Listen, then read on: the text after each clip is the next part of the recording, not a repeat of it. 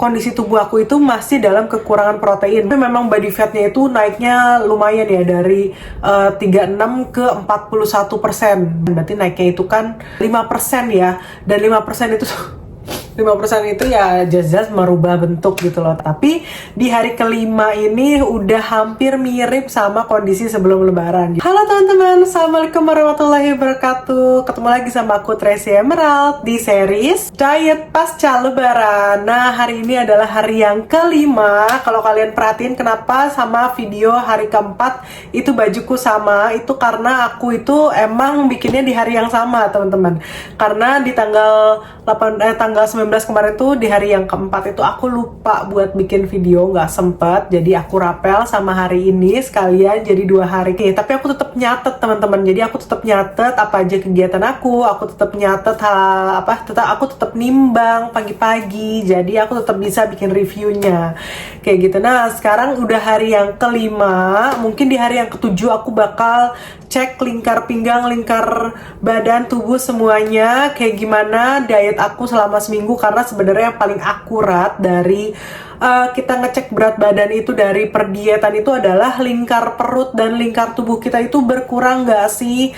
Terus kita foto gitu ya, dalam seminggu misalnya dari yang minggu lalu sama minggu sekarang itu bentuknya ada perubahan gak sih. Apakah pinggang kita lebih kecil, apakah perut kita itu lebih nyusut gitu. Karena aku sendiri pas aku pasca lebaran itu aku cheating sampai 5 hari berturut-turut dan makannya apapun aja, itu yang paling kelihatan itu adalah perut aku bener-bener jadi gede banget gitu ya. Jadi yang tadinya udah lekuknya udah bagus, itu tuh langsung kayak gede banget dan pahaku tuh langsung kelihatan membesar gitu. Padahal itu hanya 5 hari, naiknya hanya 3 kilo. Tapi memang body fatnya itu naiknya lumayan ya, dari 36 ke 41%. Iya 41%, berarti naiknya itu kan 5% ya. Dan 5% itu 5% itu ya jelas merubah bentuk gitu loh. Tapi kemarin itu aku udah masuk ke 36% sekian gitu ya. Nah, berarti udah balik persentase body fat aku tuh sama seperti sebelum lebaran. Itu aku seneng banget sih. Berarti kan aku udah di posisi yang hampir mirip sama waktu sebelum lebaran. Dan juga berat badan aku itu kan terakhir itu sebelum lebaran tuh 68 kilo. Tapi kemarin itu udah 69 kilo sekian. Berarti kan tinggal nurunin 1 kiloan lagi gitu. Nah, kita lanjutin journey ini. Mungkin aku bakal bikin video ini berapa lama ya? Mungkin 30 hari kali ya. Kita lihat gimana nih perubahannya. Karena kalau kita niat buat ngebalikin diet setelah kita cheating banyak itu bisa kurang dari seminggu gitu, kalau kita niat gitu. Dan dengan video ini aku jadi lebih niat, jadi kayak oh ya nanti kalau bisa bikin video tapi hasilnya jelek gimana gitu. Emang anaknya agak-agak ya, emang ya gitulah, jadi sedikit lebih memotivasi gitu. Nah, sekarang kita di 20 April, jadi kita mau nge-review apa aja yang aku lakuin tanggal 19 itu dan hasilnya gimana di tanggal 20 April ini. Nah, overall nih, kita lihat nih, hijaunya banyak kecuali di muscle-nya. Jadi emang secara body score itu skornya naik dari 77 ke 78. BMI-nya juga walaupun belum di ideal, karena idealnya itu dari 25, tapi body mass index aku itu masih 26,3, jadi masih ketinggian. Berat badan aku turun 500 gram, lumayan ya teman-teman. Terus body fat aku juga turun 0,5% nih. Kalau misalnya kalian ngomongin, body fatnya turunnya kok dikit-dikit banget. Body fat itu susah teman-teman nuruninnya. Apalagi visceral fat, susah nuruninnya. Kalau misalnya kalian nggak kalori defisit dan nggak olahraga, itu rata-rata stuck aja gitu. Tapi kalau misalnya kalian usaha, insya Allah turun walaupun sedikit-sedikit. Tapi nggak apa-apa sedikit-sedikit. Karena kalau fatnya nyusut itu lebih nggak yoyo gitu loh kalian dietnya. Jadi kalau misalnya masalah kalian naik, body fatnya itu turun, walaupun kalian cheat meal, itu kalian tuh nggak akan bombastis naiknya gitu loh. Kecuali yang kayak aku kemarin dietnya 5 hari, cheat day-nya 5 hari, udah gitu gila-gilaan banget gitu. Cheatingnya ya itu udah pasti ancur-ancuran lah posisinya gitu kan. Cuma kalau kalian cuma cheat meal doang gitu, nggak ada efeknya tuh ke badan kalian, as long as kalian tetap kalori defisit gitu, dan body fat kalian tuh udah lama turun terus kayak gitu. Nah terus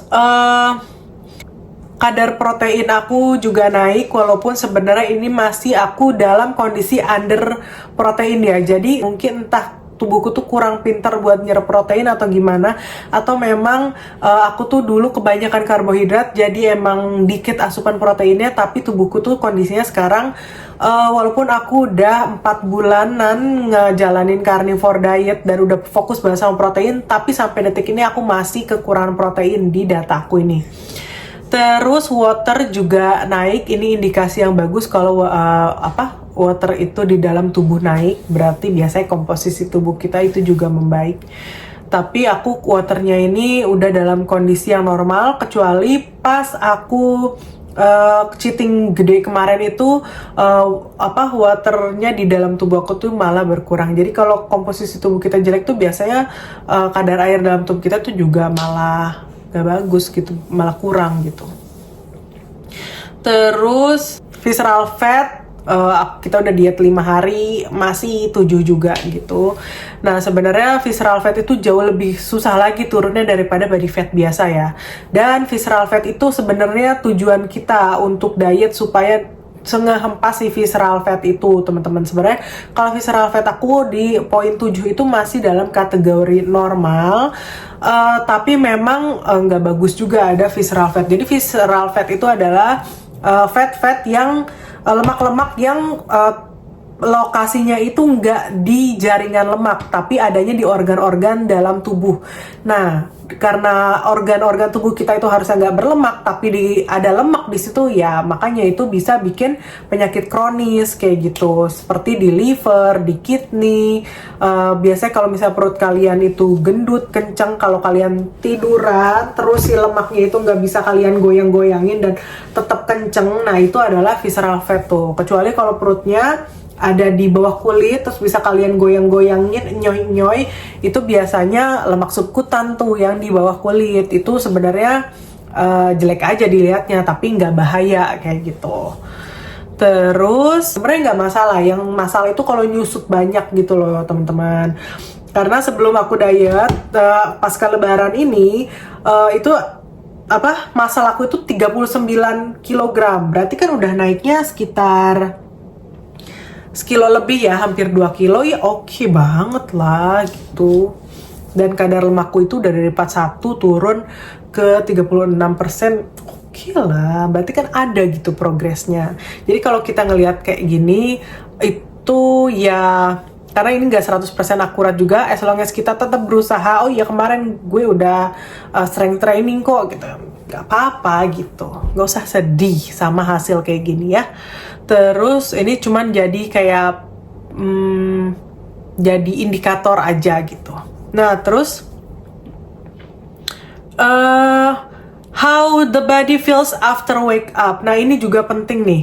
Jadi sebenarnya kalau misalnya kita itu healthy lifestyle gitu ya, tujuan akhirnya itu adalah badan kita tuh lebih fit, lebih sehat, kita aktivitas tuh lebih ringan, lebih bisa ngelakuin banyak hal gitu, nggak lontong badannya gitu. Nah yang paling problem dari aku pas cheat itu adalah badanku tuh tegang banget pas bangun tidur tuh, seluruh badanku tuh sakit, terutama di bagian kaki. Jadi ototku tuh kayak kenceng banget, jadi aku tuh butuh lama banget buat ngenakin badan, even hanya untuk jalan gitu loh.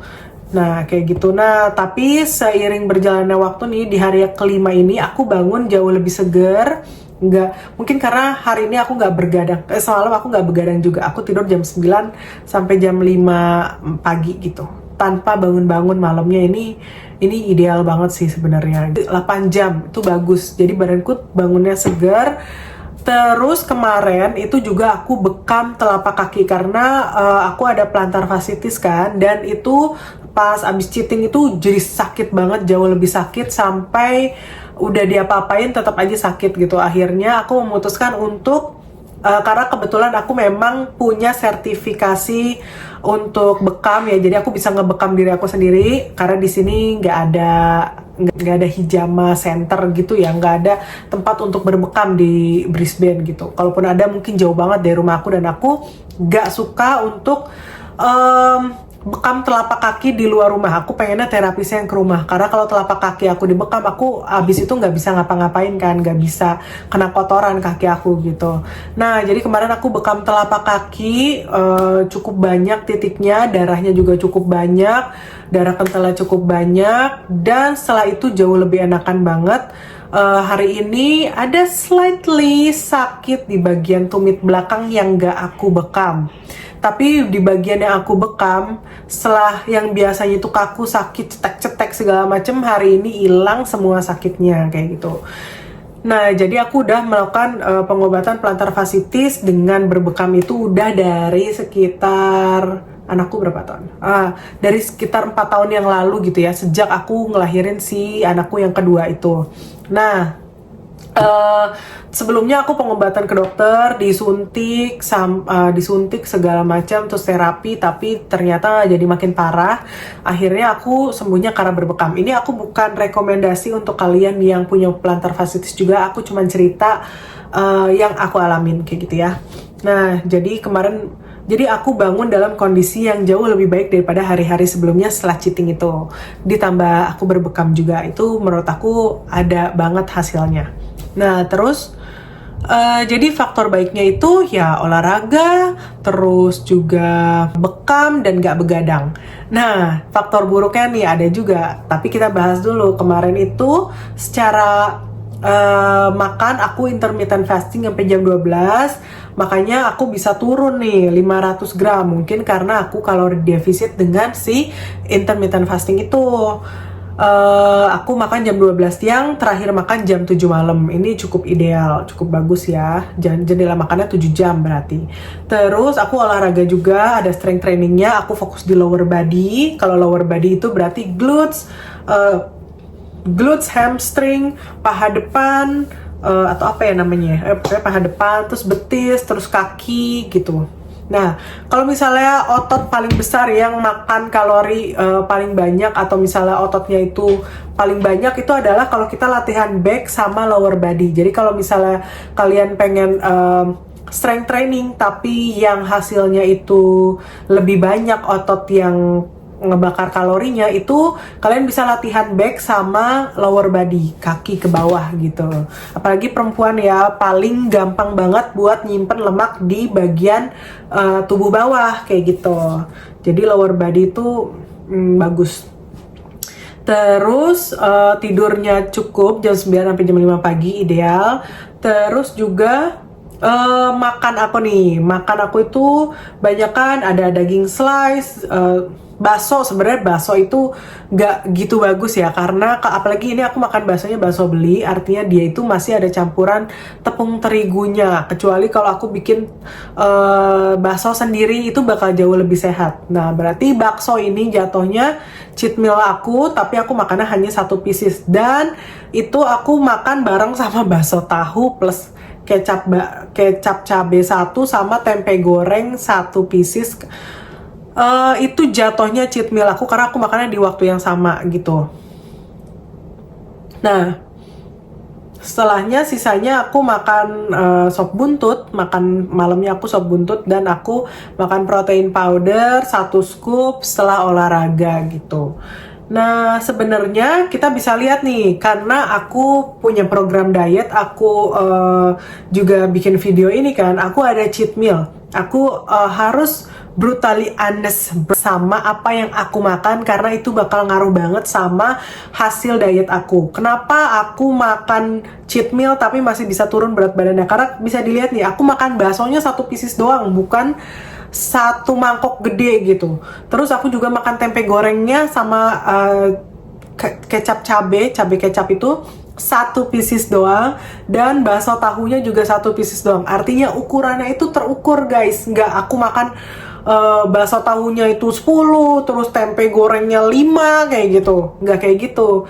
Baksonya juga 1 mangkok gede, nggak kayak gitu. Jadi aku cheat mealnya itu hanya untuk memuaskan hasrat. Gue pengen banget nih gitu, kalau nggak kebayang-bayang, ntar gue stres segala macem, nggak. Nah, ya udah, jadi hanya untuk nyenengin hasrat sedikit dan penasaran, setelah itu balik lagi ke makanan yang harusnya aku makan gitu. Atau kalau misalnya emang belum jam makan, ya udah balik, nggak usah makan lagi gitu. Jadi cheat mealnya itu terukur. Nah, kenapa hasilnya masih bagus kayak gitu. Plus aku kan ada olahraga kayak gitu. Jadi overall hasilnya aku senang sama hasil hari ini karena berat badannya turun, komposisi body fatnya turun, muscle-nya nggak jatuh-jatuh banget. Jadi kategorinya masih sama lah ya ini. Jadi alhamdulillahirobbilalamin, dan body age aku juga memuda 1 tahun gitu. Makanya badan aku bangunnya juga jadi lebih fresh dibanding saat body cell aku itu 65 tahun gitu ya. Ternyata jadi nenek-nenek 65 tahun yang body cellnya 65 tahun itu capek, sakit, dan susah ngapa-ngapain. Jadi gimana pun juga, semoga kalian juga bisa hidup sehat bareng aku. Bye, kita lihat diet besok, semoga bisa bagus juga kayak hari ini dan kemarin. Dadah!